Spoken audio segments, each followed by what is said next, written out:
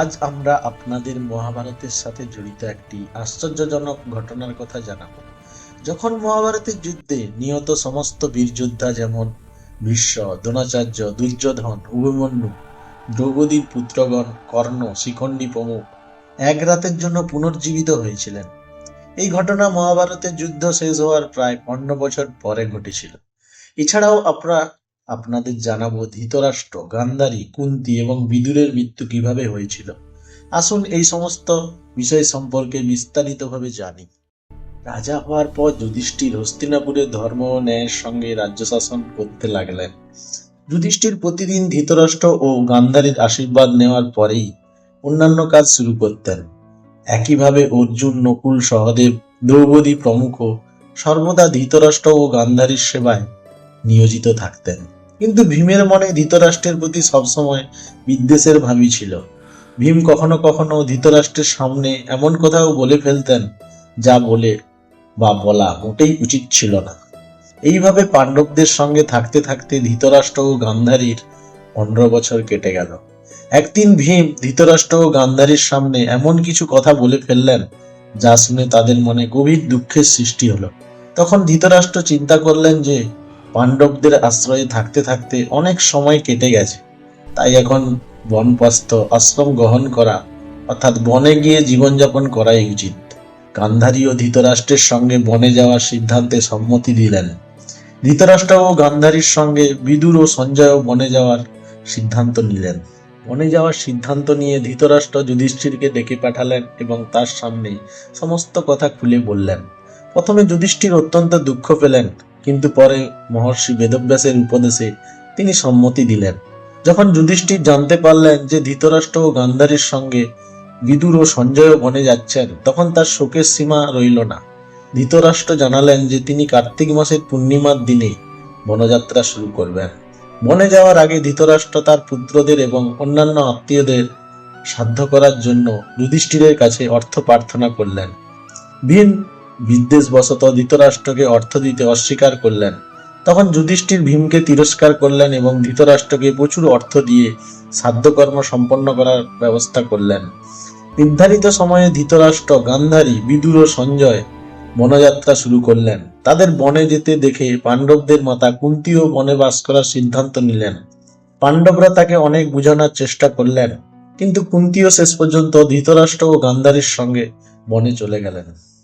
ধৃতরাষ্ট্র প্রমুখ প্রথম রাত্রি গঙ্গা নদীর তীরে কাটালেন। কয়েকদিন সেখানে অবস্থান করার পর ধৃতরাষ্ট্র, গান্ধারী, কুন্তী, বিদুর ও সঞ্জয় কুরুক্ষেত্রে এসে পৌঁছালেন। সেখানে মহর্ষি বেদব্যাসের কাছ থেকে বনবাসের দীক্ষা গ্রহণ করে তারা সকলেই মহর্ষি শতয়ূপের আশ্রমে বসবাস করতে লাগলেন। বনে বসবাসকালে ধৃতরাষ্ট্র কঠোর তপস্যা শুরু করলেন। তপস্যার প্রভাবে তার শরীরের মাংস শুকিয়ে গেল। তিনি মহর্ষিদের মতো জটাজুট ধারণ করে আরো কঠিন সাধনায় লিপ্ত হলেন। এই তপস্যার ফলে তার সমস্ত মনের মোহ দূর হয়ে গেল। গান্ধারী ও কুন্তীও তপস্যায় নিমগ্ন হয়ে পড়লেন। বিদুর ও সঞ্জয় তাদের সেবায় নিয়োজিত থাকতেন এবং নিজেরাও তপস্যা করতেন। এইভাবে বনে বসবাস করতে করতে ধৃতরাষ্ট্র প্রমুখের প্রায় ১ বছর অতিবাহিত হয়ে গেল। এদিকে হস্তিনাপুরে একদিন রাজা যুধিষ্ঠিরের মনে বনে অবস্থানরত তার পরিজনদের দর্শন করার প্রবল ইচ্ছা জাগল। তখন যুধিষ্ঠির তার সেনাপতিদের ডেকে বললেন, বনযাত্রার প্রস্তুতি গ্রহণ করো। আমি আমার ভ্রাতাগণ ও পরিবারের সকল সদস্যদের সঙ্গে বনে অবস্থানরত মহারাজ ধৃতরাষ্ট্র, মাতা গান্ধারী ও কুন্তীর দর্শন করতে যাব। এইভাবে পাণ্ডবরা তাদের সমগ্র পরিবার সহ বনযাত্রা শুরু করলেন। পাণ্ডবদের সঙ্গে সেই সকল নগরবাসীরাও ছিলেন যারা ধৃতরাষ্ট্র প্রমুখের দর্শন করতে ইচ্ছুক ছিলেন। পাণ্ডবরা তাদের সেনাবাহিনী সহ চলতে চলতে সেই স্থানে এসে পৌঁছালেন যেখানে ধৃতরাষ্ট্র, গান্ধারী ও কুন্তী বসবাস করছিলেন। যুধিষ্ঠির তাদের দেখেই অত্যন্ত আনন্দিত হলেন, কিন্তু একই সঙ্গে মুনির বেশে নিজের প্রিয় পরিজনদের দেখে তার হৃদয় শোকে ভরে গেল। ধৃতরাষ্ট্র, গান্ধারী ও কুন্তীও তাদের পুত্র ও পরিজনদের দেখে অপরিসীম আনন্দ অনুভব করলেন। যখন যুধিষ্ঠির সেখানে বিদুরজিকে দেখতে পেলেন না, তখন তিনি ধৃতরাষ্ট্রের কাছে তার সম্পর্কে জানতে চাইলেন। ধৃতরাষ্ট্র জানালেন যে বিদুর কঠোর তপস্যায় লিপ্ত আছেন। ঠিক তখনই যুধিষ্ঠির দেখলেন বিদুর সেই দিক থেকেই আশ্রমের দিকে আসছেন। কিন্তু আশ্রমে এত লোকসমাগম দেখে বিদুরজি পুনরায় ফিরে যেতে লাগলেন।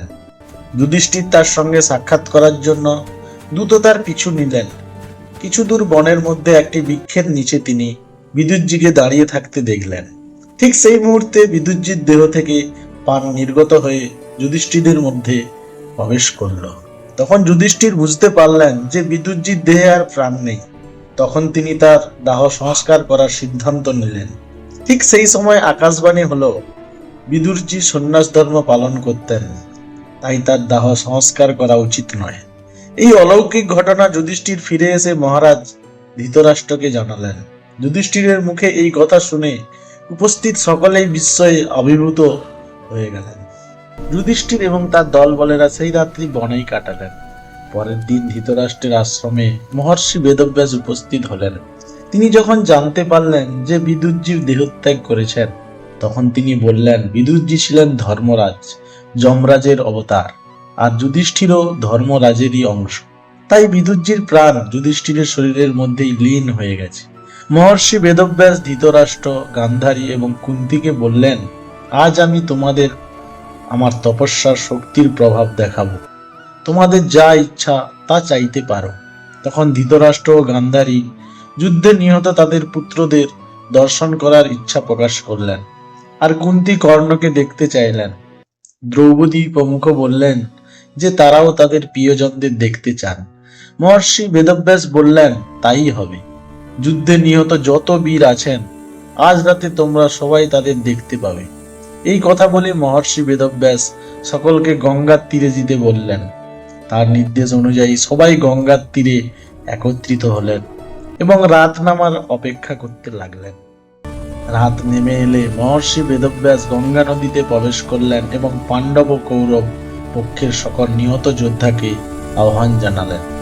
অল্পক্ষণের মধ্যেই ভীষ্ম, দ্রোণাচার্য, কর্ণ, দুর্যোধন, দুঃশাসন, অভিমন্যু, ধৃতরাষ্ট্রের সকল পুত্র, ঘটোৎকচ, দ্রৌপদীর 5 পুত্র, রাজা, দ্রুপদ, দৃষ্টদ্যুম্ন, শকুনি, শিখণ্ডী প্রমুখ বীররা জলের মধ্য থেকে বেরিয়ে এলেন। তাদের কারো মনে কোনো অহংকার বা ক্রোধ ছিল না।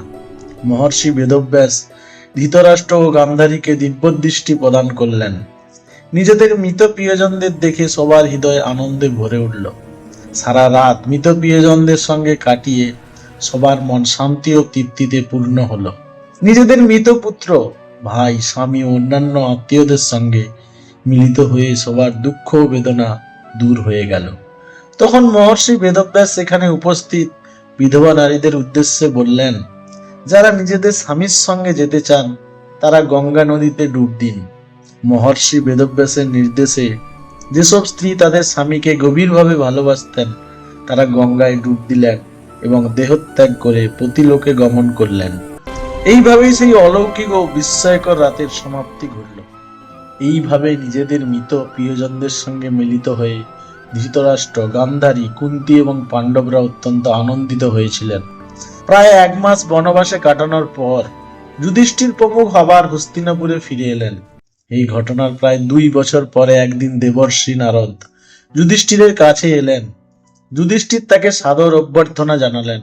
দেবর্ষি নারদ যখন বললেন যে তিনি গঙ্গা নদীর আশেপাশের তীর্থস্থানগুলো দর্শন করে এসেছেন, তখন যুধিষ্ঠির তার কাছে ধৃতরাষ্ট্র, গান্ধারী এবং মাতা কুন্তির খবর জানতে চাইলেন।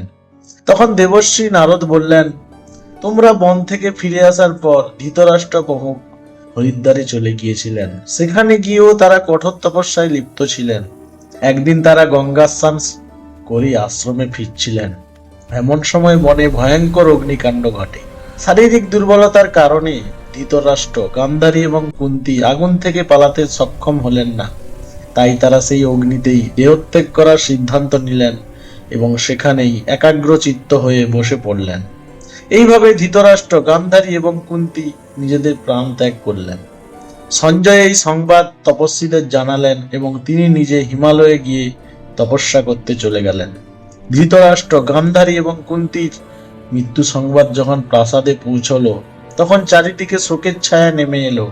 সেই সময় দেবর্ষি নারদ সবাইকে ধৈর্য ধারণ করতে বললেন। যুধিষ্ঠির যথাযথ বিধি অনুসারে তাদের সাধ্যকর্ম সম্পন্ন করালেন এবং দান দক্ষিণা প্রদান করে তাদের আত্মার শান্তির জন্য সকল প্রয়োজনীয় সংস্কার সম্পন্ন করলেন। Yeah.